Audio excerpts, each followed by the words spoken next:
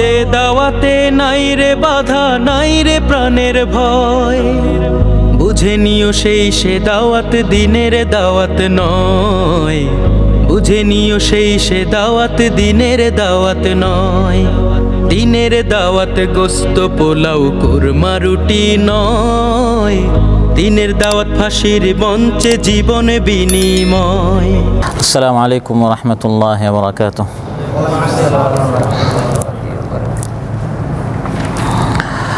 আলহামদুলিল্লাহিল আল্লাম الملك القدوس السلام وأشهد أن لا إله إلا الله وحده لا شريك له ذو الجلال والإكرام والطول والإنعام وأشهد أن سيدنا ونبينا محمدا عبد الله ورسوله بدر التمام ومسك الختام وخير الأنام ومصباح الظلام صلى الله تعالى عليه وعلى آله وأصحابه أهل الصلاة والصيام والقربات والقيام والتابعين ومن تبعهم بإحسان أزكى تحية وأعطر سلام إلى يوم الخلد والمقام. أما بعد فأعوذ بالله من الشيطان الرجيم. بسم الله الرحمن الرحيم. وقضينا إلى بني إسرائيل في الكتاب لتفسدن في الأرض مرتين ولتعلن علوا كبيرا فإذا جاء وعد أولاهما بعثنا عليكم عبادا لنا أولي بأس شديد فإذا جاء وعد أولاهما بعثنا عليكم عبادا لنا أولي بأس شديد فجاسوا خلال الديار وكان وعدا مفعولا ثم رددنا لكم الكرة عليهم وأمددناكم بأموال وبنين وجعلناكم أكثر نفيرا إن أحسنتم أحسنتم لأنفسكم وإن أسأتم فلها فإذا جاء وعد الآخرة ليسوءوا وجوهكم وليدخلوا المسجد كما دخلوه أول مرة وليتبروا ما علوا تتبيرا عسى ربكم أن يرحمكم وإن عدتم عدنا وجعلنا جهنم للكافرين حصيرا. আল্লাহ তাআলা ইরশাদ করেন, আর আমি বনী ইসরাঈলকে কিতাবে সিদ্ধান্ত জানিয়েছিলাম যে তোমরা জমিনে দুইবার অবশ্যই ফাসাদ করবে এবং অধ্যত্ব দেখাবে মারাত্মকভাবে। অতঃপর যখন এই দুইয়ের প্রথম ওয়াদা আসলো তখন আমি তোমাদের উপর আমার কিছু বান্দা পাঠালাম যারা কঠোর যুদ্ধবাজ। অতঃপর তারা ঘরে ঘরে ঢুকে ধ্বংসযজ্ঞ চালালো, আর এই ওয়াদা পূর্ণ হওয়ারই ছিল। তারপর আমি তাদের বিরুদ্ধে তোমাদের জন্য পালা ঘুরিয়ে দিলাম, ধন সম্পদ ও সন্তান সন্ততি দিয়ে তোমাদেরকে মদত করলাম এবং জনবলে তোমাদেরকে সংখ্যাধিক্যে পরিণত করলাম। তোমরা যদি ভালো করো তবে নিজেদের জন্যই ভালো করবে, এবং যদি মন্দ করো তবে তা নিজেদের জন্যই। এরপর যখন পরবর্তী ওয়াদা এলো তখন অন্য বান্দাদের প্রেরণ করলাম যাতে তারা তোমাদের চেহারাসমূহ মলিন করে দেয়, আর যেন মসজিদে ঢুকে পড়ে যেমন ঢুকে পড়েছিল প্রথমবার, এবং যাতে সম্পূর্ণরূপে ধ্বংস করে দেয় যা ওদের কর্তৃত্বে ছিল। আশা করা যায় তোমাদের রব তোমাদের উপর রহম করবেন, কিন্তু তোমরা যদি পুনরায় করো তাহলে আমিও পুনরায় করব, আর আমি জাহান্নামকে করেছি কাফিরদের জন্য কয়েদখানা। ইমাম ইবনুল কাইয়িম শাখার অন্তর্গত বেনে ইমরান উপশাখা কর্তৃক আয়োজিত আজকের এই পবিত্র মাহফিলে উপস্থিত জনাব সাহেবে সদর, উপস্থিত প্রাণপ্রিয় আমার মুসল্লি ভাইরা, সূরাত বনী ইসরাঈল থেকে 5টি আয়াত, 4 নম্বর আয়াত থেকে 8 নম্বর আয়াত তিলাওয়াত করে এর সরল বাংলা অনুবাদ উপস্থাপন করলাম।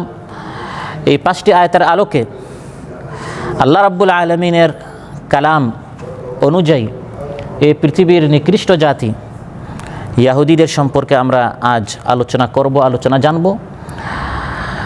আজ প্রায় 1 বছরের চেয়ে আরও বেশি সময় তারা আমাদের ভাইদের উপর গাজায় নারকীয় তাণ্ডব চালিয়েছে, গণহত্যা চালাচ্ছে। নারী পুরুষ বড় ছোট এমনকি শিশুরা পর্যন্ত তাদের এই গণহত্যা থেকে রেহাই পাচ্ছে না। ইহুদিদের জন্য যে এই সকল কাজ করা একবারেই সাধারণ বিষয়, তারা এর চেয়ে অনেক বড় বড় ক্রাইম করেছে, অপরাধ করেছে। এবং তাদের ষড়যন্ত্র থেকে যাতে করে আমরা নিজেরা বাঁচতে পারি, তাদের কূটকৌশল থেকে আমরা আমাদের সন্তানদেরকে যেন বাঁচাতে পারি, এসব বিষয় আপনাদের সামনে আলোচনা উপস্থাপন করব ইনশাআল্লাহ। সম্মানিত ভাইরা, এই পৃথিবীতে আল্লাহ তাআলা যত মানুষ সৃষ্টি করেছেন, এর মধ্যে সবচেয়ে অবাধ্য এবং সবচেয়ে বেয়াদব জাতি হচ্ছে ইহুদিরা। তারা আল্লাহ তাআলাকে গালি দিয়েছে, নবীদেরকে গালি দিয়েছে, নবীদেরকে হত্যা করেছে। আমাদের মুসলিম ভাইদেরকে হত্যা করা এটা তাদের জন্য কোনো বিষয় না। আল্লাহ তাআলা সম্পর্কে তারা বলেছে আল্লাহ হচ্ছেন ফকির। নাউযুবিল্লাহ বলেন। লাকাদ সামিআ আল্লাহু কাওলাল্লাযীনা ক্বালু ইন্নাল্লাহা ফাকীরুন ওয়া নাহনু আগনিয়া। আল্লাহ তাআলা বলেন, আল্লাহ তাআলা এই সকল অবাধ্য ইহুদিদের কথা শুনছেন যারা বলে আল্লাহ নাকি ফকির, আমরাই ধনী, আমরা ধনী বিধায় আল্লাহ আমাদের কাছে টাকা চান। নাউযুবিল্লাহ। আয়াত নাজিল হলো মান যাল্লাযী ইউকরিদুল্লাহা কারদান হাসানা। আল্লাহ আয়াত নাজিল করলেন যে হে মানুষ, তোমাদের মধ্যে কে আছে আল্লাহর পথে খরচ করবে, আল্লাহকে উত্তম ঋণ দিবে।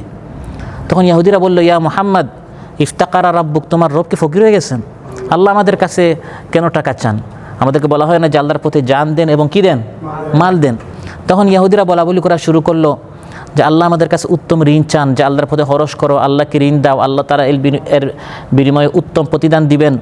তোমার রব কি ফকির হয়ে গেছেন? এবং তারা বলেই ফেললো আল্লাহ হচ্ছেন ফকির।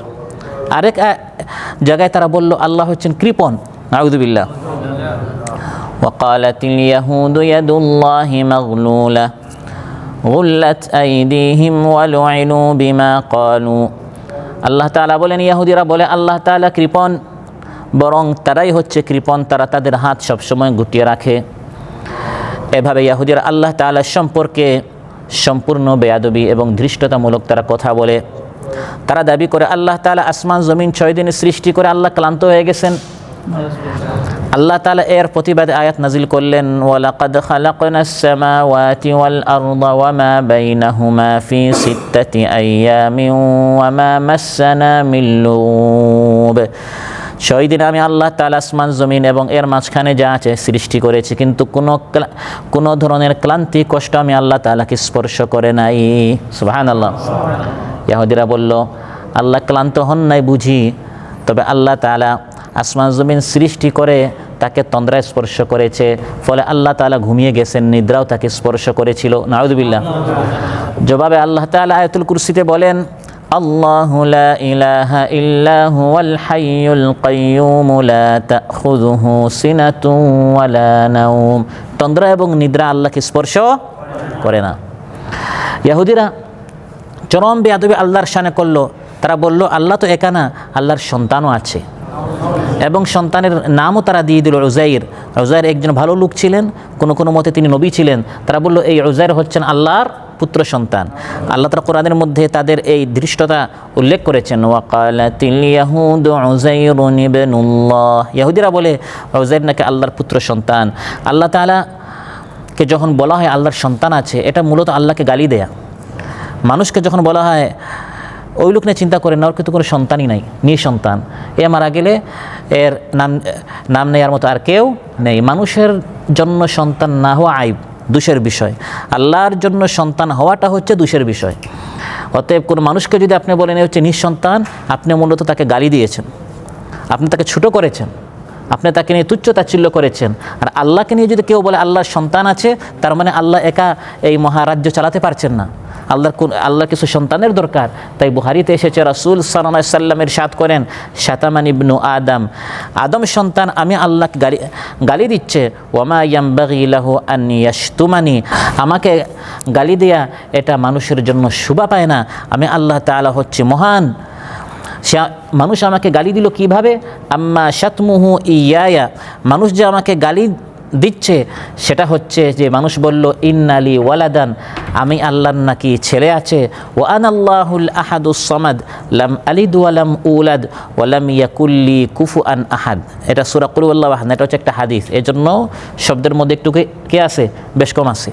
আল্লাহ তাআলা বলেন যে মানুষ আমাকে গালি দিচ্ছে, মানুষ বলে আমার নাকি সন্তান আছে, অথচ আমি আল্লাহ হচ্ছে এক একক অমুখাপেক্ষী, আমার কোনো সন্তান নেই এবং আমি কারো হতে হই নাই, আমার হতেও কেউ হবে না। সুবহানাল্লাহ। প্রিয় ভাইরা, তাদের সবচেয়ে বড় অপরাধ হচ্ছে তারা আল্লাহর শানে বেয়াদবি করেছে। ইহুদিদের দ্বিতীয় মহা অপরাধ হচ্ছে নবীদের সাথে তারা বেয়াদবি করেছে। প্রথমে বলেছি তারা কার সাথে বেয়াদবি করেছে? আল্লাহর সাথে। 2 নম্বর তারা বেয়াদবি করেছে নবীদের সাথে। নবী আসলেই নবীকে মিথ্যা বলা, মিথ্যা প্রতিপন্ন করা, কষ্ট দেয়া, শুধু তাই নয় বরং নবীকে সহ্য না করে হত্যা করে ফেলা। নাউযুবিল্লাহ।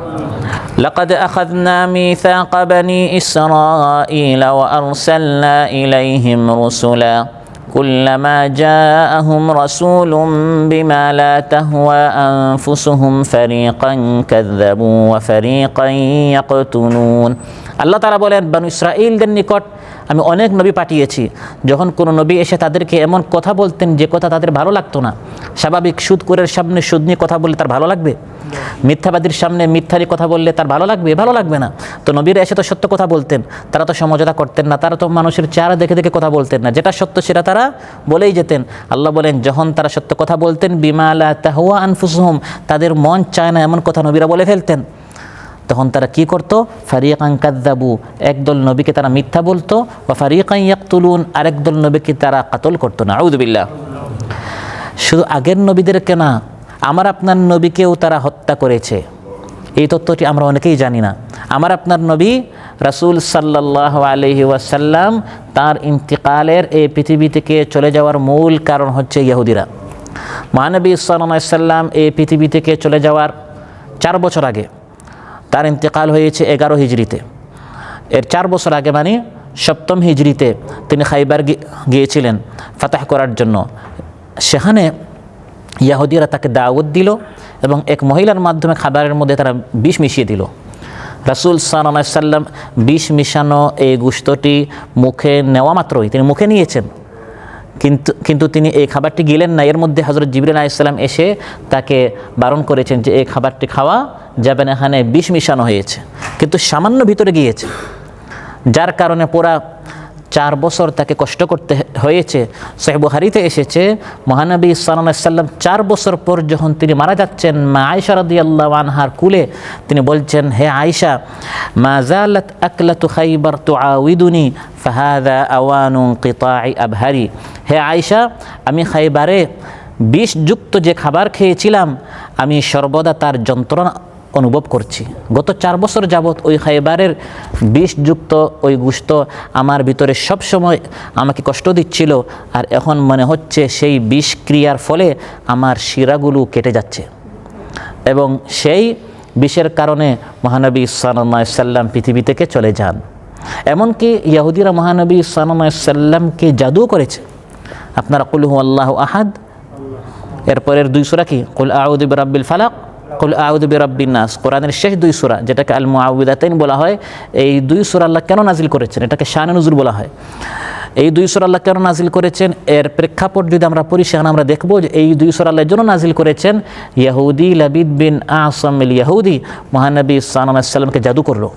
ওই জাদু থেকে মহানবী সাল্লাল্লাহু আলাইহি সাল্লামকে শিফা দেওয়ার জন্য, মুক্তি দেওয়ার জন্য আল্লাহ তাআলা এই 2 সূরা নাজিল করলেন এবং বললেন এই 2 সূরা আপনি পড়তে থাকেন, জাদুর প্রভাব থেকে আপনি বেঁচে যাবেন। সুবহানাল্লাহ। অতএব জাদু থেকে, বদনজর থেকে, জিনভূত থেকে নানা ধরনের যে সমস্যাগুলো আমাদের হয়, এর একটি অন্যতম চিকিৎসা হচ্ছে এই 3 সূরা বেশি করে পড়লে, কুল হুয়াল্লাহু আহাদ, কুল আউযু বিরাব্বিল ফালাক এবং কুল আউযু বিরাব্বিন নাস। তাহলে ইহুদিরা মহানবী সাল্লাল্লাহু আলাইহি সাল্লামকে বিষ খেয়েছে এবং মহানবী সাল্লাল্লাহু আলাইহি সাল্লামকে তারা জাদু করেছে। প্রিয় ভাইরা, ইহুদিরা মহানবী সাল্লাল্লাহু আলাইহি সাল্লামের উপর পাথর নিক্ষেপ করে তাকে হত্যা করার তারা ষড়যন্ত্র করেছিল। নাউযুবিল্লাহ। মহানবী সাল্লাল্লাহু আলাইহি সাল্লাম তাদের সাথে দিফা মুশতারাক অর্থাৎ পারস্পরিক প্রতিরক্ষার একটি চুক্তি ছিল। আমরা সবাই মদিনায় থাকবো, মদিনার উপর যদি কেউ আক্রমণ করে আমরা সবাই এর প্রতিরক্ষার বিষয়ে আমরা সবাই একসাথে এর মোকাবেলা করবো, এরকম একটা চুক্তি ছিল মুসলমান এবং ইহুদিদের মধ্যে। ওই চুক্তি অনুযায়ী তিনি তাদের নিকট গেলেন। যখন তিনি তাদের নিকট পৌঁছলেন, কোনো একটি কাজে তারা ষড়যন্ত্র করলো যে মুহাম্মদ এখন আমাদের এলাকায় এসেছে, আমরা এক কাজ করি, উপর থেকে একটি পাথর নিক্ষেপ করে আমরা তাকে হত্যা করে ফেলি। মহানবী সাল্লাল্লাহু আলাইহি সাল্লামকে তারা দেয়ালের পার্শ্বে বসালো এবং গোপনে গিয়ে তারা ষড়যন্ত্র করলো খুব দ্রুত মুহাম্মদের উপর কে পাথর নিক্ষেপ করবে। এবং তাদের মধ্যে এক ব্যক্তি প্রস্তুত হয়ে গেল, আমি এখন পাথর নিক্ষেপ করে মুহাম্মদকে হত্যা করে ফেলবো। এমন সময় আল্লাহ তাআলা হযরত জিবরিল আলাইহিস সালামের মাধ্যমে ওহী নাজিল করে সতর্ক করে দিলেন এবং বললেন, হ্যাঁ হাবিব, দ্রুত আপনি এখান থেকে চলে যান। এবং এই প্রেক্ষাপটে মদিনা থেকে ইহুদিদের এক গোত্র বানু নদীরকে সেখান থেকে বের করে দেয়া হয়। তারা নবীদেরকে শুধু হত্যা করেছে তা নয়, এবং নবীদেরকে শুধু হত্যা করার চেষ্টা করেছে তা নয়, বরং তারা যে নবীদেরকে হত্যা করেছে তাতে তারা ফখর করে, গর্ব করে যে আমরা হচ্ছি সেই জাতি যারা নবীদেরকে হত্যা করে। নাউযুবিল্লাহ। ঈসা আলাইহিস সালামকে তারা হত্যা করার চেষ্টা করেছিল, কিন্তু হত্যা করতে পারে নাই। আল্লাহ তাআলা ঈসা আলাইহিস সালামকে উঠিয়ে নিয়েছিলেন, হত্যা করতে পারে নাই, কিন্তু তারা বলে আমরা হত্যা করেছি। মানে হত্যা যে করেছে এটা গোপন রাখে না, বরং এটা প্রকাশ্যে তার বারবার দাবি করে আমরা হচ্ছে সেই জাতি যে জাতি আমরা হযরত ঈসা আলাইহিস সালামকে কি করেছি, হত্যা করেছি। কত বড় ধৃষ্টতা। ওয়াকাউলিহিম ইন্না কাতালনাল মাসীহা ঈসা ইবনে মারইয়াম রাসূলুল্লাহি ওয়া মা কাতালুহু ওয়া মা সালাবুহু ওয়ালাকিন শুব্বিহা লাহুম। আল্লাহ তাআলা বলেন তাদের চরম একটি বেয়াদবি হচ্ছে এবং তাদের ধৃষ্টতা হচ্ছে, তাদের বড় একটি অপরাধ হচ্ছে, তারা বলে আমরা মরিয়মের পুত্র ঈসা মাসীহকে আমরা হত্যা করেছি, অথচ তারা হযরত ঈসা আলাইহিস সালামকে হত্যাও করতে পারে নাই এবং তাকে তারা ফাঁসিতে ঝুলাতেও পারে নাই, বরং আমি আল্লাহ তাআলা তাকে আসমানে উঠিয়ে নিয়েছি। ইহুদিদের বড় আরেকটি অপরাধ হচ্ছে তারা সবসময় অহংকারী করে এবং দাবি করে আমরাই হচ্ছি শ্রেষ্ঠ জাতি। ইহুদি জাতি হচ্ছে এই পৃথিবীর মুসলিম জাতি, খ্রিস্টান জাতি, অন্যান্য সব জাতির মধ্যে শ্রেষ্ঠ জাতি হচ্ছে আমরা ইহুদিরা, আর বাকি সবাই হচ্ছে আমাদের গোলাম। নাউযুবিল্লাহ। এই চিন্তাটি এবং এই আকীদা বিশ্বাসটি তারা লালন করে এবং এর ভিত্তিতে তারা পৃথিবীর সবাইকে মনে করে এরা পৃথিবীতে বাঁচার তাদের অধিকার নেই, এরা বাঁচলে আমাদের গোলাম হয়ে থাকবে। এবং তারা বলে আমরা হচ্ছে শাআবুল্লাহিল মুখতার, আমরা হচ্ছে আল্লাহর নির্বাচিত মনোনীত জনগণ জাতি। জান্নাতে আমরা ছাড়া কেউ যেতে পারবে না, এগুলো আল্লাহ তাআলা কোরআনের মধ্যে বলে দিয়েছেন তাদের এই দাবিগুলো। ওয়াকালু লা ইয়াদখুলাল জান্নাতা ইল্লা মান কানা হুদান আও নাসারা। ইহুদিরা বলে জান্নাতে যেতে হলে ইহুদি হতে হবে, খ্রিস্টানরা বলে জান্নাতে যেতে হলে খ্রিস্টান হতে হবে। জান্নাতে যেতে হলে ইহুদি হওয়া ছাড়া জান্নাতে যেতে পারবে না। এই রূপটা আজ মুসলমানদের আছে না নাই? আমাদের দলে আসলে শুধু আমাদের দল জান্নাতে যাবে, ওই দল বলে শুধু আমরা জান্নাতে যাব। এগুলো ইহুদি এবং খ্রিস্টানদের রোগ। তারা দাবি করতো শুধু আমরাই জান্নাতে যাব, আমরা কখনো জাহান্নামে যাব না। তারা এই দাবি করে। নবীরা এসে তাদেরকে সতর্ক করতেন, গুনাহ করো না, অপরাধ করো না। তারা বলতো আমরা তো জাহান্নামে যাব না, কারণ আমরা হচ্ছে আল্লাহর লোক, আমরা আল্লাহর কাছের লোক, আমাদেরকে আল্লাহ কখনো জাহান্নামে পাঠাবেন না। আর জাহান্নামে গেলেও আমরা এক ঘুরান দিয়ে আমরা চলে আসবো। নাউযুবিল্লাহ বলবেন না?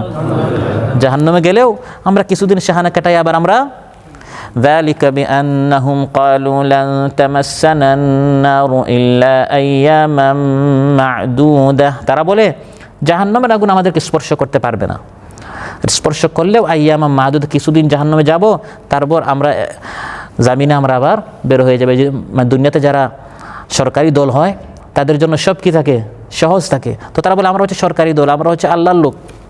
নাহনু আবনাউল্লাহি ওয়া আহিব্বাউ, আমরা আল্লাহর সন্তান। নাউযুবিল্লাহ। ওয়া আহিব্বাউ কে বলে না আমরা সন্তান না, তবে আমরা আল্লাহর একবারে কাছের লোক, প্রিয় লোক। অতএব জান্নাত আমাদের জন্য বরাদ্দ, জাহান্নামে তো আমরা যাবোই না। জাহান্নামে আমাদের এই সকল পৃথিবীর ইহুদি ছাড়া যত গোলাম আছে আমাদের, এরা জাহান্নামে যাবে।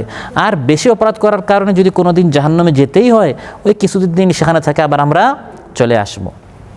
এই পৃথিবীতে যত অশান্তি, যত বিশৃঙ্খলা, যত ফাসাদ, এর মূলে হচ্ছে ইহুদিরা। তারা বলে খ্রিস্টানরা কিছু না, আর খ্রিস্টানরা বলে ইহুদিরা কিছু না। এভাবে সব সময় তাদের মধ্যে বিভেদ এবং বিশৃঙ্খলা লেগেই থাকে। وقالت اليهود ليست النصارى على شيء وقالت النصارى ليست اليهود على شيء وهم يتلون الكتاب। ইহুদিদের একটি থিওরি হচ্ছে, যেখানেই তারা থাকে, যে এলাকায় থাকে, সেই এলাকাবাসী দেশবাসীর মধ্যে তারা যুদ্ধ লাগিয়ে দেয়। সেখানে দুই দল বা দুই গোত্রের মধ্যে যুদ্ধ লাগিয়েছে এবং মাঝখানে তারা সেখানে নেতৃত্ব নেওয়ার চেষ্টা করে। মদিনায় ছিল, মদিনায় আউস এবং খাজরাজের মধ্যে তারা যুদ্ধ লাগিয়ে দিল। এখন তারা আছে ফিলিস্তিনে, ফিলিস্তিনের আশপাশে যত মুসলিম রাষ্ট্র আছে, মুসলিম রাষ্ট্রগুলোর মধ্যে তারা দ্বন্দ্ব লাগিয়ে তারা মাঝখানে এই ফিলিস্তিনকে তারা দখল করে বসা। কোরআনের মধ্যে আল্লাহ বলেন এটা হচ্ছে ইহুদিদের নীতি, তারা যেখানেই যায় তারা শুধু যুদ্ধ লাগায়, তাদের ভিতরে চুলার মতো সব সময় হিংসা বিদ্বেষ এবং মানুষের ভিতরে শত্রুতা সৃষ্টি করার এই আগুন জ্বলতে থাকে। কিন্তু আল্লাহ তাআলা বলেন তারা যতই আগুন লাগাক না কেন আমি সেই আগুন নিভিয়ে দিই। সুবহানাল্লাহ। কুল্লামা আওকাদু নারান লিল হারবি আতফাআহা আল্লাহ ওয়া ইয়াসআউনা ফিল আরদি ফাসাদান ওয়াল্লাহু লা ইউহিব্বুল মুফসিদিন। ইহুদিরা যেখানেই যাবে সেখানেই তারা যুদ্ধ লাগায়, আর সব সময় তারা পিছনে থাকে, যুদ্ধ লাগায় কিন্তু তারা সামনের সারিতে আসে না। অন্যের সহযোগিতায় যুগে যুগে ইতিহাস বারবার এটাই প্রমাণ করেছে এবং আজও অস্ত্র অন্যান্যদের অস্ত্র দিয়ে অন্যান্যদের সহযোগিতায় তারা টিকে আছে। এই অন্যান্যরা যদি তাদের সহযোগিতা উঠিয়ে নেয় ইসরায়েল ইহুদিরা একদিনও ফিলিস্তিনে টিকে থাকতে পারবে না। ইহুদিরা সব সময় পিছনে থেকে তারা যুদ্ধ লাগায়, কারণ সামনে এসে সামনের সারিতে মুসলমানদের মোকাবেলা করা এই সৎ সাহস ইহুদিদের নেই। لا يقاتلونكم جميعا إلا في قرى محصنة أو من وراء جدر। আল্লাহ তাআলা বলেন এই ইহুদিরা তোমাদের সামনে এসে কখনো তারা যুদ্ধ করবে না, কোনো একটি দেয়ালের পিছনে, কোনো একটি আড়ালে, কোনো দলের আড়ালে, কোনো সংগঠনের আড়ালে, অন্য কোনো রাষ্ট্রের আড়ালে, অন্য কোনো বাহিনীর আড়ালে তারা যুদ্ধ করবে। সব সময় তারা এরকম ভীতু থাকে। এবং ইহুদিরা খুব বেশি দুনিয়া লোভী, জড়বাদী, বস্তুবাদী, বস্তুতে তারা বিশ্বাসী। রুহানিয়ত এই আধ্যাত্মিকতা তাদের ভিতরে নেই, আমল আখলাক এগুলো নেই। টাকার জন্য দুনিয়ার জন্য যত নিচে নামা দরকার ইহুদিরা নিচে নামতে পারে। প্রয়োজনে মিথ্যা কথা বলবে, আমানতের খেয়ানত করবে, ওয়াদা খেলাফি করবে, যত চুক্তি আছে যুগে যুগে ইহুদিরা শুধু চুক্তি কী করে ভঙ্গ করে এই দুনিয়া পাওয়ার জন্য, দুনিয়াতে ক্ষমতা আরও শক্ত করার জন্য, তাদের স্বার্থ হাসিল করার জন্য, দুনিয়াতে আরও 2 দিন টিকে থাকার জন্য যত নিচে নামতে হয় তারা নামতে রাজি আছে, যাতে করে আরও 2 দিন বাঁচতে পারি, আরও 2 দিন কামাইতে পারি, আরও 2 দিন আমি একটু সুখে থাকতে পারি। এই ব্যাধিটি আজ মুসলমানদের মধ্যে কিছুটা আসে না নাই? ওয়াদা খেলাফি করা, মিথ্যা কথা বলা, আমানতের খেয়ানত করা, ভাইয়ের হক নষ্ট করা, শুধু এই জন্য আমি আরেকটু বড় হই। ওয়ালা তাজিদান্নাহুম আহরাসান নাসি আলা হায়াতিন ওয়া মিনাল্লাযীনা আশরাকু। আল্লাহ তাআলা বলেন মুশরিকদের চেয়েও তুমি ইহুদিদেরকে দেখবে তারা দুনিয়ার প্রতি বেশি লোভী। পৃথিবীর মুশরিকরা কাফিররা যতটুকু না লোভী, এর থেকে আল্লাহ বলছেন, আল্লাহ তো ইহুদিদেরকেও সৃষ্টি করেছেন, খ্রিস্টানদেরকেও সৃষ্টি করেছেন, কাফিরদেরকেও সৃষ্টি করেছেন। স্রষ্টা হিসাবে তিনি বলছেন এই সব জাতিগুলোর মধ্যে সবচেয়ে বেশি দুনিয়ার লোভী হচ্ছে কারা? ইহুদিরা। আলা হায়াতিন, আলাল হায়া আল্লাহ বলেন এই যে ভালো করে টিকে থাকার জন্য, আলা হায়া কোনো রকম একদিন হলেও গোলাম হয়ে থাকতে পারলেও কোনো রকম শুধু বাঁচার জন্য তারা খুব লোভী। শুধু তারা বাঁচতে চায়, তারা মরতে চায় না, মৃত্যুকে তারা খুব বেশি ভয় পায়। এবং মুসলমানদের চরম শত্রু, 1 নম্বরের শত্রু কারা? ইহুদিরা। এটা আল্লাহ তাআলা বলে দিয়েছেন। ইহুদিরা কখনো তাদের এই নীতি থেকে তারা পিছপা হয় না। আমরা আজ অনেক মুসলমানরা বলে ভাই আপনারা এই যে কোরআনের যে কথাগুলো বলেন এগুলো তো 1400 বছর আগের ইহুদিদের কথা। বর্তমান যারা আছে ইহুদি তাদের সাথে আমরা একসাথে চলি, বর্তমান যুগের তালে সময়ের তালে একটু শান্তিতে আমরা থাকি, কারণ ইসলাম হচ্ছে শান্তির ধর্ম। এই সকল যুদ্ধ বিগ্রহ এগুলো করার দরকার নেই। বর্তমান ইহুদিরা ওই আগের ইহুদিদের মতো না, এখন তারা আস্তে আস্তে শান্তির পক্ষে, আমরা শান্তি চুক্তি চাই, এরকম কিছু বুদ্ধিজীবী মুসলমান আমাদের সমাজে আছে না নাই? কোরআন বলে দিচ্ছে যুগে যুগে মুসলমানদের সবচেয়ে বড় শত্রু হচ্ছে ইহুদিরা। লাতাজিদান্না আশাদ্দান-নাসি আদাওয়াতাল লিল্লাযীনা আমানুল ইয়াহুদা ওয়াল্লাযীনা আশরাকু। আল্লাহ বলেন নিশ্চয়, লামে তাওকিদ নুনে তাওকিদ, অবশ্যই নিশ্চয়, লা শাক, কোনো সন্দেহ নাই, ঈমানদারদের সবচেয়ে বড় দুশমন হচ্ছে, শত্রু হচ্ছে ইহুদিরা। ওয়াল্লাযীনা আশরাকু, এবং যারা শিরিক করেছে। আগে আল্লাহ নাম এনেছেন কাদের? ইহুদিদের। ইহুদিরা হচ্ছে সবচেয়ে বড় শত্রু। এবং যুগে যুগে মুসলমানদের যত কষ্ট হয়েছে, মুসলমানদের পতন যখনই হয়েছে, মুসলমানরা যখনই দুর্বল হয়েছে, এর মূলে মাস্টার মাইন্ডে ছিল কারা? ইহুদিরা।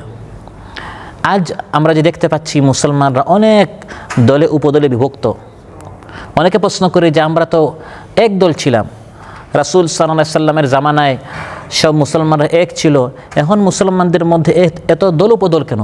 এই বিভক্তি শুরু করেছে ইহুদিরা। মহানবী সাল্লাল্লাহু আলাইহি সাল্লামের জামানায় মুসলমানরা এক দল ছিল, হযরত আবু বকর রাদিয়াল্লাহু জামানায় মুসলমানরা এক দল ছিল, হযরত ওমর রাদিয়াল্লাহু জামানায় মুসলমানরা এক দল ছিল, আর হযরত উসমান রাদিয়াল্লাহু জামানার শুরুতেও মুসলমানরা এক দল ছিল। শেষের দিকে এসে নিকৃষ্ট ইহুদি আব্দুল্লাহ বিন সাবা নামক এই ইহুদি ইসলামের মুখোশ পরিধান করে নিজেকে মুসলমান দাবি করলো, আর মুসলমানদের মধ্যে হযরত উসমান রাদিয়াল্লাহুর বিরুদ্ধে সে অপপ্রচার চালিয়ে একটি বিরোধী মত, যে হযরত উসমান এই কাজ করে এটা ভুল, এই কাজ করে এটা ভুল, তাকে উৎখাত করতে হবে, এরকম একটি বিরোধী মত থেকে সে একটি বিরোধী দল তৈরি করে ফেললো। ফলে মুসলমানরা দুই দলে বিভক্ত হলো, কেউ হযরত উসমানের পক্ষে, কেউ হযরত উসমানের বিরুদ্ধে। ওই যে মুসলমানদের মধ্যে বিভক্তির বীজটি আব্দুল্লাহ বিন সাবা নামক ইহুদি সে রোপণ করলো, এর তিক্ততা আজ অবধি কিয়ামত পর্যন্ত মুসলমানরা এর কুফল ভোগ করে যাচ্ছে। যে মুসলমানরা তখন ছিল দুই দল, তারপর 3 দল, 5 দল, 10 দল করতে করতে এখন আমরা দেখতে পাচ্ছি মুসলমানরা কত দলে বিভক্ত। তারপর মুসলমানরা গত শতাব্দী পর্যন্ত যত দুর্বল হোক না কেন, মুসলমানদের এক দেশ ছিল, এক আমির ছিল, খেলাফত ছিল। প্রথমে খেলাফা রাশেদা ছিল, তারপর খেলাফা উমাইয়া ছিল, তারপর আব্বাসী খেলাফত ছিল, তারপর উসমানী খেলাফত ছিল। এই উসমানী খেলাফতের পতন গত শতাব্দীতে ইহুদিরা চক্রান্ত করে খেলাফা উসমানিয়ার মাধ্যমে মুসলমানদেরকে বিশ্বযুদ্ধে তারা প্রবেশ করতে বাধ্য করলো, আর সেখানে খেলাফত এবং মুসলমানরা যে পক্ষে ছিল তারা পরাজিত হলো, এবং ইংলিশ, ফ্রান্স ইত্যাদি তারা যে পক্ষে ছিল ওরা জয়ী হলো।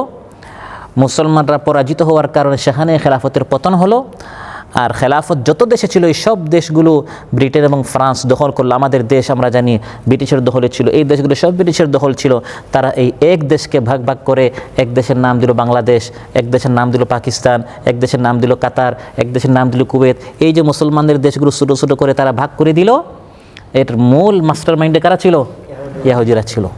মুসলমানদের এই এক আমির, আগে ছিল আমিরুল মুমিনিন। মুসলমান যত দুর্বল হোক, কিন্তু এই বিগত 1300 বছর পর্যন্ত, গত 100 বছর আগ পর্যন্ত মুসলমানরা যত দুর্বল হোক, কিন্তু তারপরেও তাদের এক আমির ছিল, এক দেশ ছিল। এখন মুসলমানে তারা দেশ আলাদা করে দিল, আর উসমান রাদিয়াল্লাহু জামানা থেকে তারা দল আলাদা করে দিল। দলও আলাদা হলো, দেশও আলাদা হলো। এর মূলে ছিল ইহুদিরা।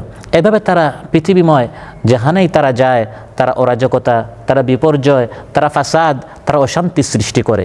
বিশেষ করে 2 বার তারা খুব বেশি বিপর্যয় সৃষ্টি করেছে, যেটা আমার আলোচ্যায় আল্লাহ তাআলা উল্লেখ করেছেন।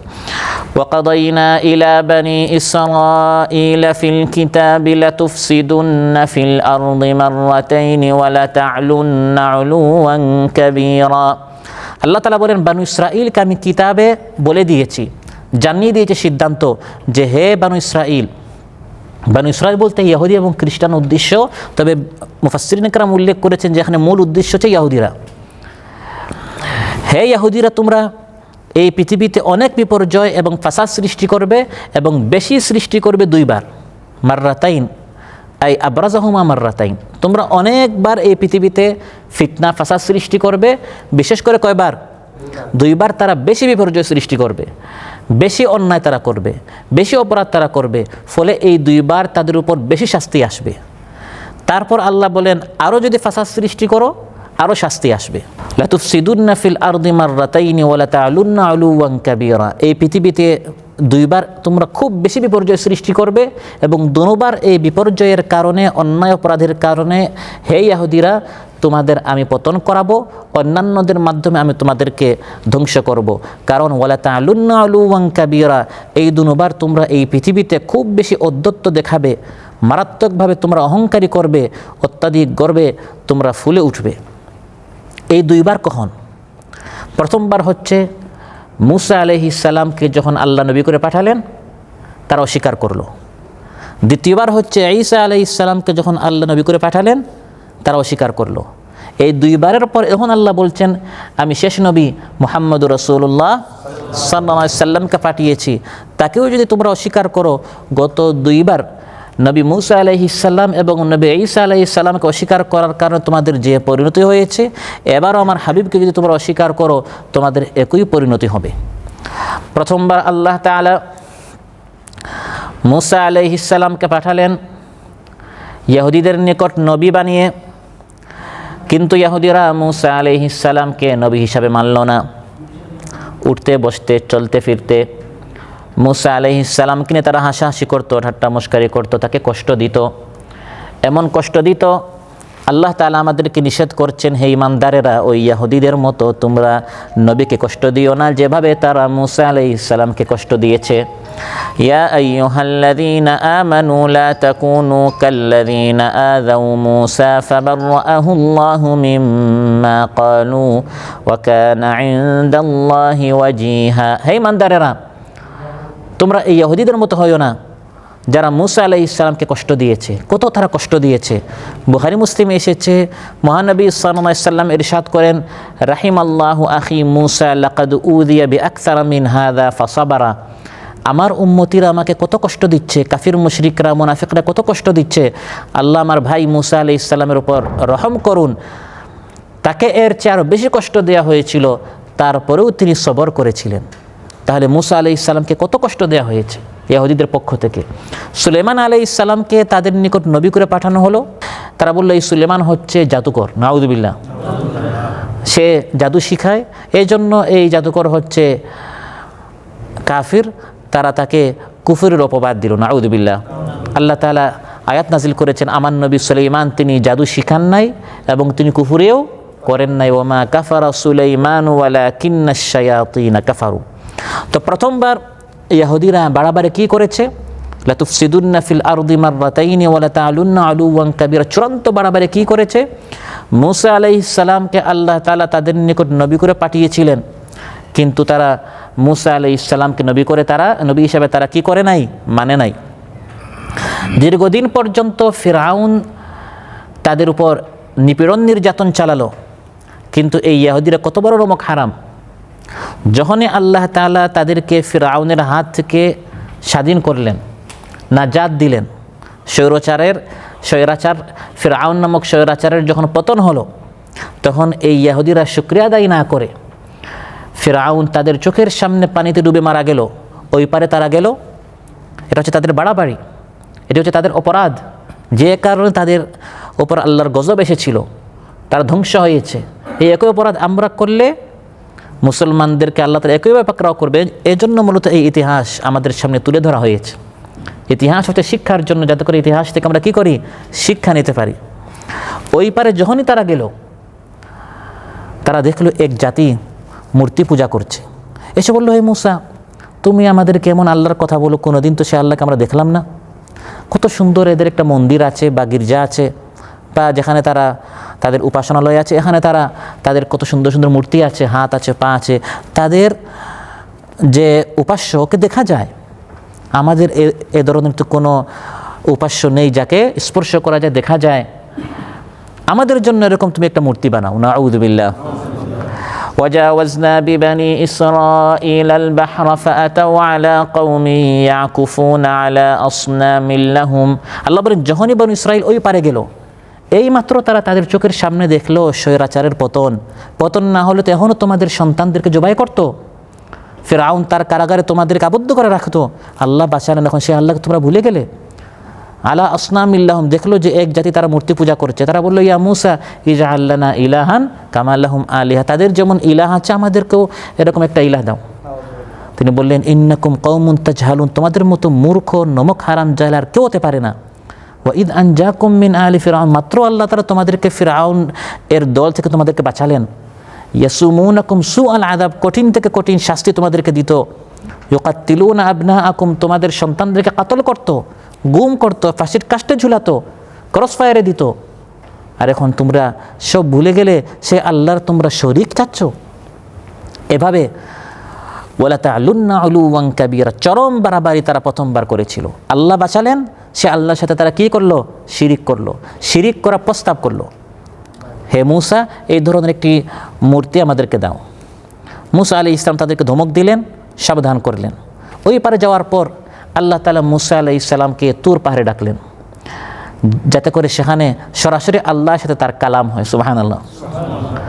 মূসা আলাইহিস সালাম যখন বনু ইসরাঈলকে রেখে হারুন আলাইহিস সালামকে তার প্রতিনিধি বানিয়ে তুর পাহাড়ে গেলেন আল্লাহর সাথে কথা বলতে, এই ফাঁকে ইহুদিরা একটি বাছুরকে তারা তাদের আল্লাহ তাআলার ইবাদত বাদ দিয়ে এক বাছুরের তারা পূজা করা শুরু করলো। নাউযুবিল্লাহ।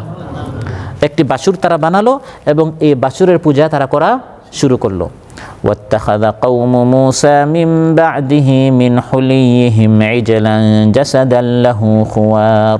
ঐতিহাসিকরা বলেন যে আজ পর্যন্ত পৃথিবীতে হিন্দুস্তান এবং এর আশেপাশের দেশগুলোতে যারা গাভী পূজা করে এর মূল উৎস হচ্ছে সেই বাছুর পূজা থেকে। এর আগে পৃথিবীতে কেউ গাভীর পূজা করতো না, ওরা পূজা করেছে বাচ্চাকে, বাছুরের, আর এরা পূজা করে মায়ের। সেখান থেকে এর মূল ভিত্তিটা শুরু হয়েছিল।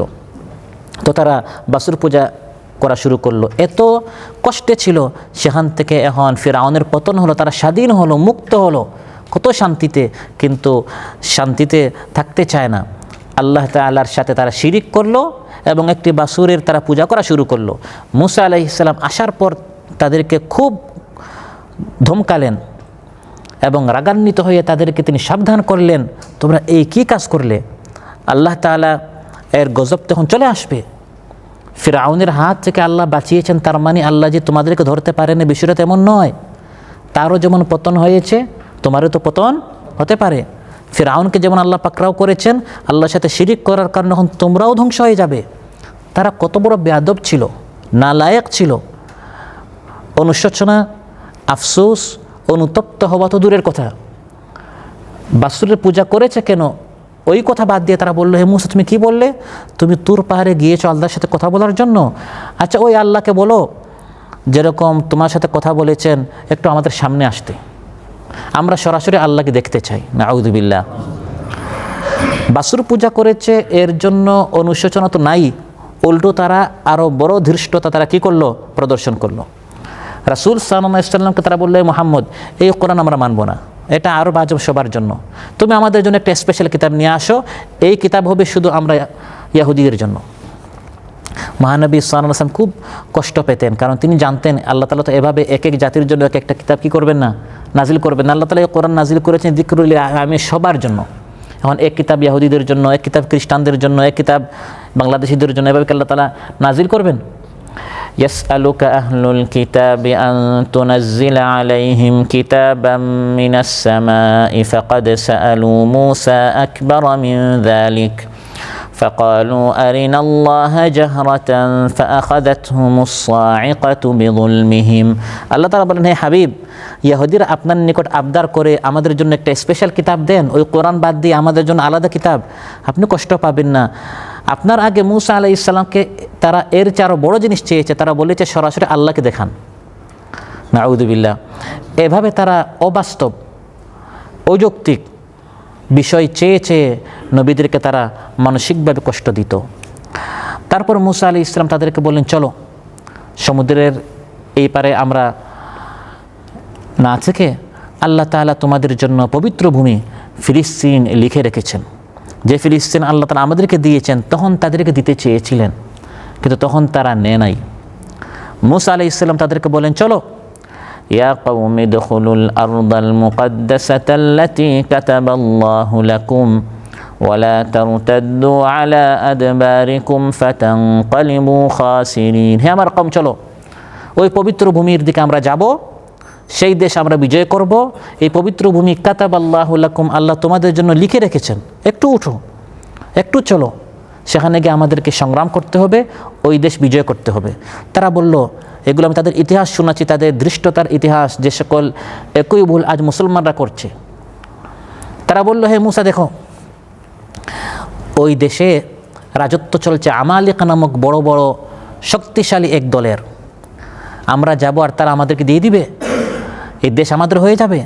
তারা আমাদের বিরুদ্ধে যুদ্ধে আসবে, তাদের বিরুদ্ধে যুদ্ধ করতে হবে, লড়াই করতে হবে, সংগ্রাম করতে হবে, তারপর ওই দেশ বিজয় করতে হবে। এত যুদ্ধ টুদ্ধ আমরা করতে পারবো না। যদি তারা সেখান থেকে চলে যায় তাহলে অবশ্যই আমরাও সেখানে চলে যাব। আজ অনেক মুসলমানেরা বলে আন্দোলন সংগ্রামে আমরা নাই, আমরা রাজনীতি করি না, আমরা শুধু কিছু তিলাওয়াত করি, নামাজ পড়ি, রাজনীতি এগুলোতে আমরা নাই।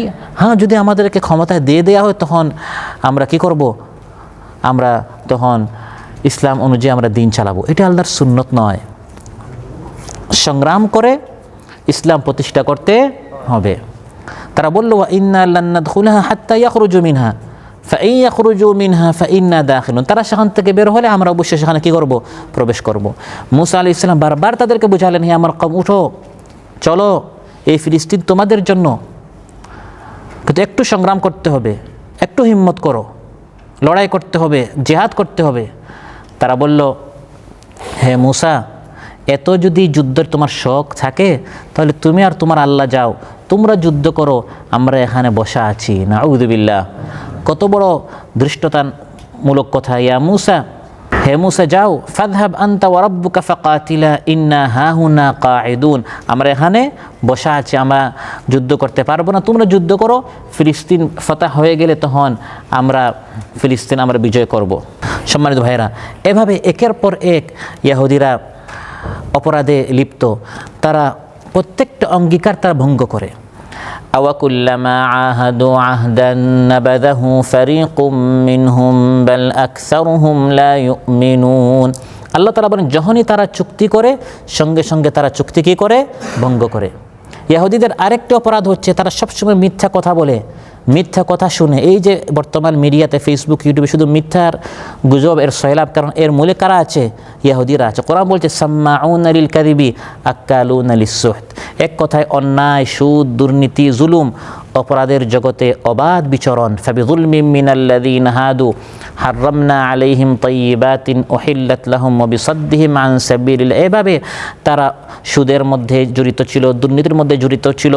যখন মূসা আলাইহিস সালামের শরীয়তকে বাদ দিয়ে তারা এভাবে অপরাধের পর অপরাধ করে যাচ্ছে এবং এই অপরাধগুলোকে হালাল বানাবার জন্য তারা আল্লাহর কালাম বিকৃত করত। আল্লাহর কালামের মধ্যে তারা বলতো এগুলো আল্লাহ হালাল করে দিয়েছে, নাউযুবিল্লাহ। হারামকে হালাল বানাবার জন্য তারা নিজেরা কি করত? তাওরাতকে নিজেরা লিখত। ইয়াকতুবুনাল কিতাবা বিআইদিহিম সুম্মা ইয়াকুলুনা হাযা মিন ইনদিল্লাহ, বলতো এটা আল্লাহর পক্ষ থেকে। আল্লাহ বলেন, এভাবে যখন তারা চরম বাড়াবাড়ি করলো, فإذا جاء وعد أولاهما بعثنا عليكم عبادا لنا أولي بأس شديد فجاسوا خلال الديار وكان وعدا مفعولا। যখন তোমরা প্রথমবার বেশি বাড়াবাড়ি করেছো, তখন প্রথমবার তোমাদেরকে ধ্বংস করার জন্য আমি অতিশয় কঠোর শক্তিশালী রণকৌশলী বীর লড়াকু যুদ্ধাবাজদেরকে তোমাদের পিছনে লাগিয়ে দিলাম এবং তারা এসে তোমাদের ঘরে ঘরে ঢুকে ধ্বংসযজ্ঞ চালালো, তোমাদের বিরুদ্ধে গণহত্যা চালালো। এই ব্যক্তিকে তাফসিরে এসেছে তাদের উপর বেবিলনের অগ্নিপূজক শাসক বুখত-নাসরের হাতে খ্রিস্টপূর্ব প্রায় 600 সালে জেরুজালিম ইহুদিদের উপর আপতিত হয়েছিল। সে নির্বিচারে ব্যাপকভাবে ইহুদিদেরকে গণহত্যা করেছিল এবং বহু সংখ্যক ইহুদিকে দাস বানিয়েছিল। আবার কেউ কেউ বলেন এই জালিমের নাম জালুত ছিল, সেও জালিম ছিল, তারাও জালিম ছিল। আল্লাহর একটি সুন্নত হচ্ছে কখন আল্লাহ জালিমকে দিয়ে জালিমকে কি করেন?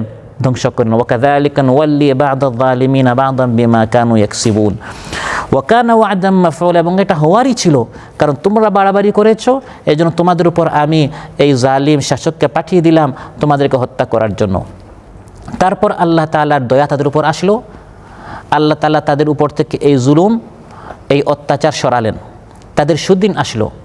ثم رددنا لكم الكرة عليهم وأمددناكم بأموال وبنين وجعلناكم أكثر نفيرا। আল্লাহ তাআলা বলেন, তারপর যখন তোমাদের উপর আমার দয়া আসলো, যারা তোমাদের উপর জুলুম চালালো তাদের বিরুদ্ধে আমি তোমাদেরকে ক্ষমতা দিলাম, পালা তোমাদের পক্ষে আসলো, কখনো এই দল কখনো ওই দল। তোমরা চরম জুলুম করেছিলে, ফলে তোমাদের উপর শাস্তি স্বরূপ আমি ওই জালিম বুখত-নাসর বা জালুদকে আমি চাপিয়ে দিলাম। তারপর তোমাদের উপর দয়া করলাম। ও আমদাদনাকুম বিআমওয়ালিন ওয়া বানিন, তোমাদেরকে সন্তান দিলাম, মাল দিলাম। ও জাআলনাকুম আকসারা নাফীরা, আমি পুনর্বার তোমাদেরকে মাল, ধন, সন্তান, সন্ততি, মান, সম্মান দান করলাম, এই সবই তোমাদের কাছ থেকে কেড়ে নেওয়া হয়েছিল, আর তোমাদেরকে আরও অধিক সংখ্যাগরিষ্ঠ ও শক্তিশালী আমি করে দিলাম। কিন্তু দ্বিতীয়বার আল্লাহ তাআলা তাদের উপর দয়া করার পর, স্বৈরশাসকের পতন হওয়ার পর আবার তারা ইতিহাস ভুলে গেল। ঈসা আলাইহিস সালামকে আল্লাহ পাঠালেন, আবার তারা ঈসা আলাইহিস সালামের বিরুদ্ধে ষড়যন্ত্র করা শুরু করলো। ইন আহসানতুম লিআনফুসিকুম ওয়া ইন আসাতুম ফালাহা। আল্লাহ বলেন শুধু 2 বার আর 3 বার না, যতবার তোমরা ভালো করলে ভালো পুরস্কার পাবে, আর মন্দ করলে এর শাস্তি তোমাদেরকে পেতে হবে। বারবার যদি এভাবে নবীদের উত্তরসূরিদেরকে তোমরা কষ্ট দাও, বারবার তোমাদের পতন হবে। যত শক্তি, ফোর্স, মিডিয়া ইত্যাদি তোমাদের হাতে থাকুক না কেন, পতন হতেই হবে। ইন আহসানতুম লিআনফুসিকুম, আর ভালো কাজ করলে এর কল্যাণ, এর ভালো সুফল তোমরা পাবে। যত দুর্বল হও না কেন, আমি তোমাদেরকে বিজয় দান করব। সুবহানাল্লাহ। দ্বিতীয়বার যখন তারা ফাসাদ সৃষ্টি করলো, জাকারিয়া আলাইহিস সালামকে তারা হত্যা করলো, ইয়াহিয়া আলাইহিস সালামকে হত্যা করলো, ঈসা আলাইহিস সালামকে হত্যা করা তারা প্রচেষ্টায় ছিল, কিন্তু আল্লাহ তাআলা ঈসা আলাইহিস সালামকে আসমানে উঠিয়ে নিলেন। এর ফলস্বরূপ সন 70 খ্রিস্টাব্দে রোম সম্রাট টিটাসকে আল্লাহ তাআলা তাদের উপর আধিপত্য দান করেন। সে জেরুজালেমের উপর আক্রমণ করে তাদের লাশের স্তূপ লাগিয়ে দেয়, শত শত মানুষকে বন্দী করে, তাদের উপর তাদের ধন সম্পদ লুটে নেয়, ধর্মপুস্তিকাগুলো পদতলে দলিত ও মতিত করে, বাইতুল মাকদিস ও সুলাইমানি হাইকাল উপাসনালয়কে ধ্বংস করে দেয় এবং তাদেরকে বাইতুল মাকদিস থেকে বহিষ্কার করে।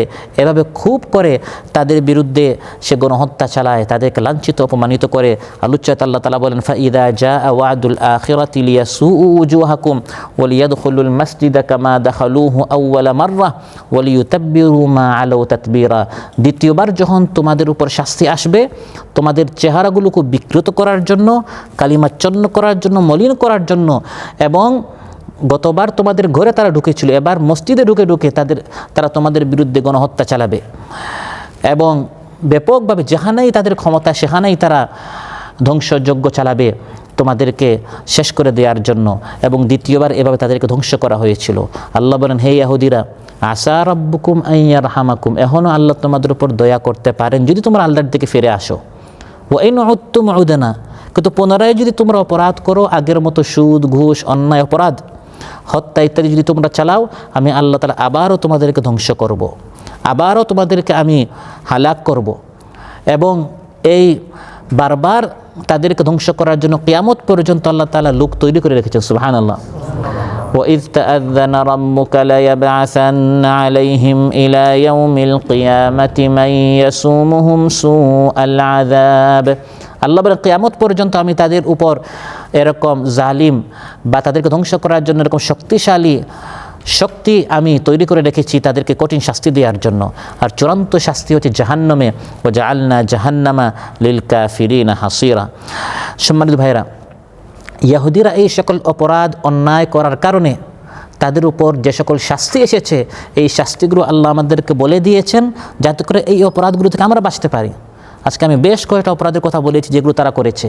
আল্লাহকে নিয়ে মশকারি করা, নবীদেরকে কষ্ট দেওয়া, এখন বর্তমানে নবীদের উত্তরসূরিদেরকে কষ্ট দেয়া, সুদ, ঘুষ, দুর্নীতি ইত্যাদি, মিথ্যা কথা বলা, খিয়ানত করা, ওয়াদা খেলাফি করা, এই অপরাধগুলো করার কারণে তাদের উপর কী শাস্তি এসেছে? প্রথম শাস্তি হচ্ছে তাদেরকে নির্বাসনে পাঠানো হয়েছে, মদিনা থেকে বের করা হয়েছে, খাইবার থেকে বের করা হয়েছে, আরব থেকে বের করা হয়েছে। দ্বিতীয় শাস্তি হচ্ছে কাতল। আল্লাহ তাআলা বলেছেন, বাআসনা আলাইকুম ইবাদাল্লানা উলি বাসিন শাদীদ, তাদেরকে হত্যা করা হয়েছে এবং শেষ জামানায় মুসলমানদের হাতে তারা নিহত হবে। হাদিসের মধ্যে এসেছে, এমনকি গাছ, বৃক্ষ এবং পাথর মুসলমানদের পক্ষে থাকবে। গাছ বলবে, ইয়া মুসলিম হাদা ইয়াহুদিয়ুন খালফি তাল ফাকতুল, আমার পিছনে মুসলমান, এসে তাকে হত্যা করো। সুবহানাল্লাহ। সুদিন মুসলমানদের আসছে, ইল্লাল গারকাদ, গারকাদ গাছ ছাড়া। গারকাদ গাছ হচ্ছে ইহুদিদের গাছ। এটা ইহুদিরা বিশ্বাস করে আল্লাহ নবীর কথা, বাহ্যিকভাবে বলে আমরা মানি না, কিন্তু আসলে তারা মানে, এই জন্য এখন তারা ব্যাপকভাবে এই গাছ রোপণ করছে। তারপর তাদের উপর আল্লাহ লাআনত, এই সকল অপরাধ করার কারণে আল্লাহ বলেন, ফাবিমা নাকদিহিম মিসাকাহুম লাআন্নাহুম, তার উপর আল্লাহর গজব তাদের উপর, যে আয়াতটা আমরা সবসময় পড়ি, গায়রিল মাগদুবি আলাইহিম, ইহুদিদের উপর আল্লাহর গজব নাজিল হয়েছে। তারপর লাঞ্ছনা, ইহুদিরা সবসময় লাঞ্ছিত। দুরিবাত আলাইহিমুদ্দিল্লাতু আইনামা সুকিফু ইল্লা বিহাবলিম মিনাল্লাহি ওয়া হাবলিম মিনান নাস। তারপর বিচ্ছিন্ন থাকা, মুসলিম রাষ্ট্র আছে, খ্রিস্টান রাষ্ট্র আছে, আপনার বৌদ্ধ রাষ্ট্র আছে, হিন্দু রাষ্ট্র আছে, কিন্তু ইহুদিদের কোনো রাষ্ট্র নেই। এটা তারা নিজেরা জোরপূর্বকভাবে নিয়েছে। ইহুদিরা সবসময় এরকম পৃথিবীতে বিভক্ত হয়ে থাকবে, কিছু ইহুদি থাকবে আমেরিকায়, কিছু থাকবে আপনার ইউরোপ, এভাবে। এটা আল্লাহর শাস্তি। ওয়াকাত্তানাহুম ফিল আরদি উমামা, পৃথিবীতে উম্মত আলাদা আলাদা করে আল্লাহ তাআলা তাদেরকে বিচ্ছিন্ন করে দিয়েছেন। তাহসাবুহুম জামিআন ওয়া কুলুবুহুম শাত্তা, দেখতে মনে হবে এক, আসলে তাদের ভিতরে অনেক দল উপদল রয়েছে এবং তাদের অন্তর হিংসা বিদ্বেষে ভরপুর। ওয়ালকাইনা বাইনাহুমুল আদাওয়াতা ওয়াল বাগদা ইলা ইয়াউমিল কিয়ামা, এই সব শাস্তি আল্লাহ তাআলা ইহুদিদেরকে দিয়েছেন, অথচ এই পৃথিবীতে তারা সবচেয়ে সম্মানিত ছিল। কুনতুম খায়রা উম্মাহ, আমরা হচ্ছি শ্রেষ্ঠ জাতি, আমাদের আগে তারা ছিল। ওয়া আন্নী ফাদ্দালতুকুম আলাল আলামিন, তারা শ্রেষ্ঠ জাতি ছিল। আমরা বলি বাংলাদেশ হচ্ছে ওলিয়া উলিয়াদের দেশ, বলি না আমরা? তারা ছিল নবী আম্বিয়াদের বংশ। কোথাও বসলে অমুকের চাচা নবী, ফুফা নবী, খালু নবী, তাদের প্রত্যেকটা পরিবারে কয়েকজন নবী পাওয়া যেত। এত শ্রেষ্ঠ হওয়ার পরেও আজ লাঞ্ছিত, লানত, অভিশাপ, বিচ্ছিন্ন, বিক্ষিপ্ত, এভাবে তারা কেন? কারণ তারা এই অপরাধগুলো করেছে। এই একই অপরাধ যদি আমরা করি, আমাদের সাথে আল্লাহর কোনো বিশেষ সম্পর্ক নেই এবং তাদের সাথে আল্লাহর কোনো বিশেষ শত্রুতা নেই। একই অপরাধ যদি মুসলমানরা করে, একই শাস্তি মুসলমানদেরকে পেতে হবে, যা আজ আমরা দেখতে পাচ্ছি। মুসলমানরা আজ বিচ্ছিন্ন, মুসলমানরা আজ মার খাচ্ছে, মুসলমানরা আজ নিপীড়িত, মুসলমানরা আজ নির্যাতিত, কারণ ইহুদিরা যে সকল ভুল ত্রুটি করেছিল, আজ মুসলমান একই ভুল ত্রুটি করে যাচ্ছে। আমাদের করণীয় হচ্ছে এক, এই সকল ভুলগুলো থেকে আমাদের শিক্ষা নিয়ে এই সকল অপরাধ থেকে আমাদের বাঁচতে হবে। দুই, ইহুদিদের সাথে কোনো আন্তরিক সম্পর্ক রাখা যাবে না, তাদেরকে অন্তরঙ্গ বন্ধু বানানো যাবে না, ভালোবাসা করা যাবে না, তাদের সুদিনে অংশগ্রহণ করা, তাদের উৎসবে অনুষ্ঠানে অংশগ্রহণ করা ইত্যাদি এগুলো করা যাবে না। তাদের সাথে সুখ এবং কোনো কষ্ট ইত্যাদি এগুলো আপনার আদান প্রদান করা যাবে না। ইয়া আইয়ুহাল্লাযীনা আমানু লা তাত্তাখিযুল ইয়াহুদা ওয়ান নাসারা আউলিয়া, ইহুদি নাসারাদেরকে আপন করে নিও না। তাদের মতো চলা, তাদের মতো হাসা, চুলের কাটিং, দাড়ি, কাপড়, পোশাক, কালচার, সংস্কৃতি ইত্যাদি ইহুদিদের মতো যত হতে পারবো তত আধুনিক হব, তত মডার্ন হব, তত আমি যুগের তালে চলবো। এই যে মুসলমানদের মধ্যে, বিশেষ করে আজ তরুণদের মধ্যে, যুবকদের মধ্যে এই যে চিন্তা, এই চিন্তা থেকে আমাদেরকে বেরিয়ে আসতে হবে। আমাদের ভাই বারাদার বন্ধুদেরকে বোঝাতে হবে এরা হচ্ছে লানতপ্রাপ্ত জাতি, তারাও গজবপ্রাপ্ত হচ্ছে, আমাদেরকেও আমরা যত তাদের মতো চলবো, আমরা স্মার্ট হব না, বরং আমরা পিছনে যাব, আমরা তত বেশি লাঞ্ছিত অপমানিত হব। আল্লাহ বলছেন ওয়ালান তারদা আনকাল ইয়াহুদু ওয়ালান নাসারা হাত্তা তাত্তাবিআ মিল্লাতাহুম, ইহুদি এবং নাসারারা তোমার উপর শুধু একটু চুল কাটলে আর একটু তাদের মতো কাপড় পরলে তারা খুশি হবে না। হাত্তা তাত্তাবিআ মিল্লাতাহুম, তুমি ইহুদি খ্রিস্টান না হওয়া পর্যন্ত তারা তোমার উপর কি হবে না? খুশি হবে না। অতএব তাদের পিছনে পিছনে গিয়ে না তারা খুশি হবে আর আল্লাহর সন্তুষ্টি আমরা কী করবো? হারাবো। মুসলমানদের আলাদা জাতীয়তা থাকতে হবে, মুসলমানদের আলাদা স্বকীয়তা থাকতে হবে, মুসলমানদের আলাদা দিন আছে, ইসলাম আছে, সংস্কৃতি আছে, কোরআন আছে। অন্যান্যদের কাছ থেকে আমাদের কোনো কিছু গ্রহণ করার কোনো প্রয়োজন নেই, আমাদের আমদানি করার সুযোগ নেই, আমরা রফতানি করতে পারি। আমরা আমাদের আদর্শ তাদেরকে শেখাবো। আমরা এরকম অত্যন্ত সুন্দর একটি জীবন ব্যবস্থা আল্লাহ তাআলা আমাদেরকে দিয়েছেন। আল্লাহ সুবহানাহু ওয়া তাআলা আমাদের সবাইকে আজকে যে আলোচনা হলো এর উপর আমল করার তৌফিক দান করুন। আমাদের সবাইকে আরও বেশি করে কোরআন সুন্নাহ সম্পর্কে জ্ঞান অর্জন করার তৌফিক দান করুন, কোরআন সুন্নাহ অনুযায়ী আমল করার তৌফিক দান করুন। ইহুদিদের আগ্রাসন থেকে আমাদেরকে এবং আমাদের সন্তানদেরকে বাঁচার তৌফিক দান করুন। আল্লাহ তাআলা আমাদের সবাইকে তৌফিক দান করুন। আসসালামু আলাইকুম ওয়া রাহমাতুল্লাহি ওয়া বারাকাতুহু। আপনারা হয়তো অনেক ওয়াজ শুনেছেন, আলহামদুলিল্লাহ আজকের ওয়াজ আপনারা শুনেছেন। উনি প্রত্যেকটা কথা কোরআন বা হাদিস, একটা কথা কোনো বাইকে উনি বলেছেন, কোনো গরুর কিচ্ছা, বাঘের কিচ্ছা, হরিণের কিচ্ছা, সাপের কিচ্ছা বলেছেন, কোনো ফির মাসাইকের কিচ্ছা বলেছেন। উনি একটা স্টোরি বলেছেন কি ইহুদির স্টোরি। ইহুদির স্টোরি আপনারা এরকমভাবে ব্যাপকভাবে শুনছেন আর কোথাও? আমার মনে হয় না, আমি শুনিনি। আপনারা শুনছেন?